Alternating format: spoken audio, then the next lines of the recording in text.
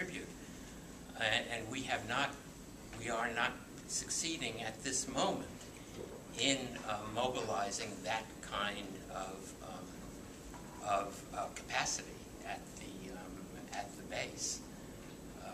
All the energy, all the mobilizing energy seems at this moment to be on the right, which I don't understand the Tea Party people, even though we've had many articles on the website and in the magazine about explaining them to us. I still don't really understand why there's so much energy there and so little energy on our side. But decentralization only makes sense when there are agents prepared to use the capacities we want to decentralize. Why don't we open it up, Chris? Why don't you just say your name? Yeah, Chris Stansel from Chicago. I wonder if there's a problem around the idea of social movements. I felt that the presenters actually pulled in different ways, with the two Michaels maybe converging the most, and so that's what I want to focus on. When I hear the word social movement, my heart kind of sinks, because I think it sinks because I think it's politically a downer with young people who hear this, and we can hear first-person testimony from the young people here, but I think it refers to a certain golden age. By your own testimony, the last great age of social movements was a long time ago. I'm a historian, and I'm sitting here thinking maybe what we call a social movement was a product of a particular social era, particular historical era, from the Age of Revolution on.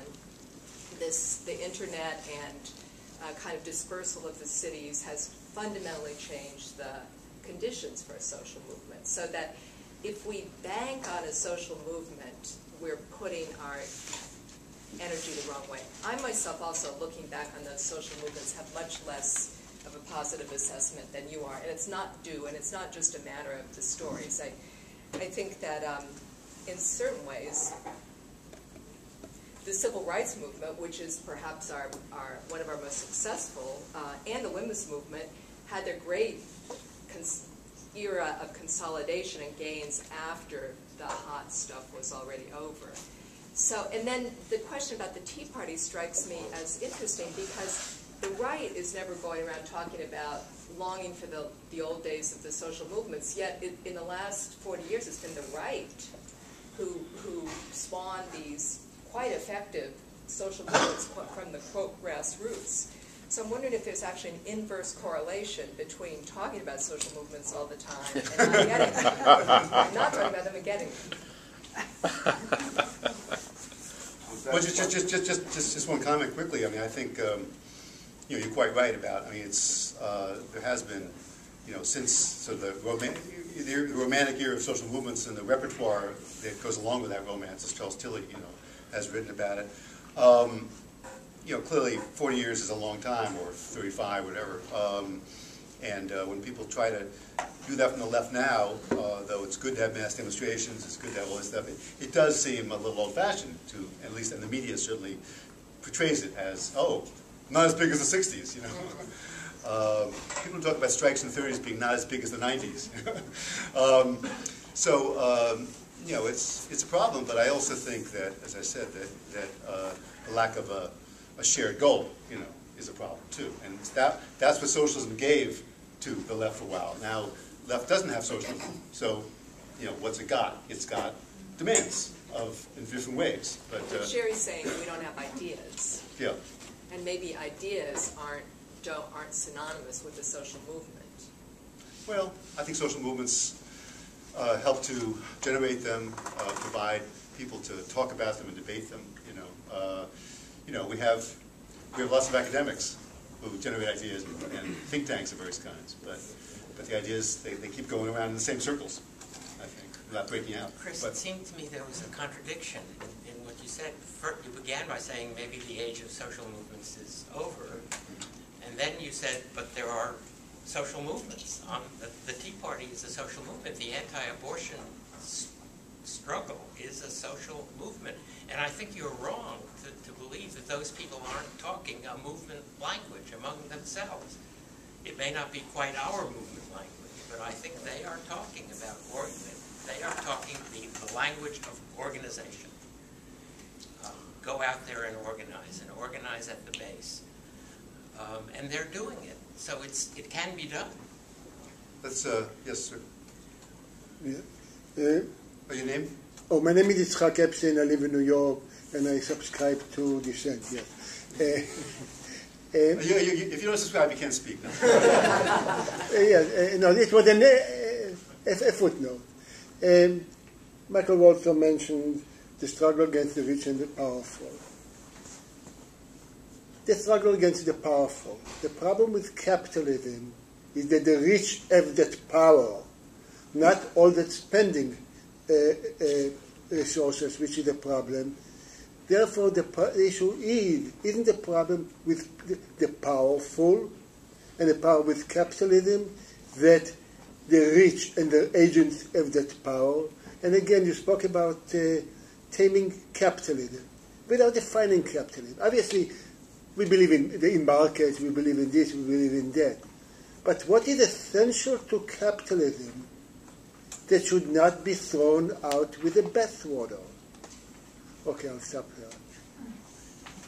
Sure, you want to comment? Well, I mean, this is a big question. I mean, defining capitalism. I only had 10 minutes to talk. So it's a good. No, I'm not sort of trying to denigrate the question. It's a big question. I mean, capitalism means a lot more than markets, as you, I'm sure, know by very much asking the question. I mean, I think if you look back at the history of socialist thought, right, and in particular at some of the thinkers that I'm trying to sort of cram into this social democratic category, these were people who believed that markets had a big benefit as organizers of economic activity, as organizers of the economy more generally, rather than some other form of organization. At the time, of course, the contrast was the state organizing the economy and the state directing economic activity. And although overly simplistic, I think that's the core, right, which is that markets are what lies at the heart of capitalism. It's not the only part of capitalism. And so you can see over time, if you look at socialist thinking, right, different views of markets. The classic, I think, and the classic social democratic thinker is Polanyi, right, who very much talked about not letting markets move from that economic sphere too deeply into the political or the social sphere, right? That markets perhaps have something to offer us in organizing economic activity, but the problems come when we allow that kind of organization and that kind of thinking that goes with it to make decisions about politics and society. I think that still has a lot of validity, although the nature of all three of those spheres has changed, not only since the socialist movement began, but since Polanyi wrote his book.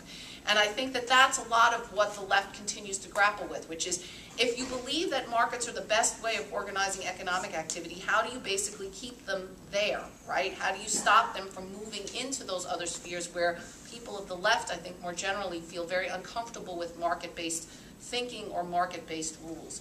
And I think, again, that's probably one way to sort of conceptualize the kinds of struggles I think that socialists or social democrats continue to have.